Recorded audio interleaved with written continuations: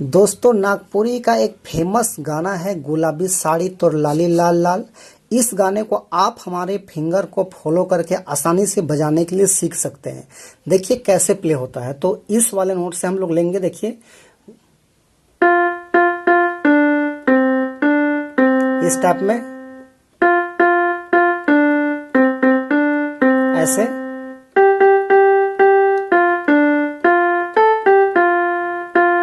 इस टाइप का,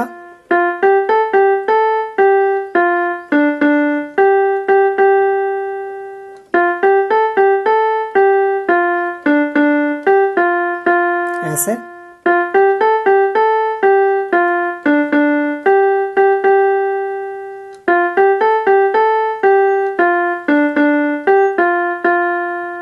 वीडियो अच्छा लगे तो एक लाइक कर दीजिए। चैनल पर नए हैं तो छोटा नागपुर पियानो को सब्सक्राइब कर दीजिए। धन्यवाद।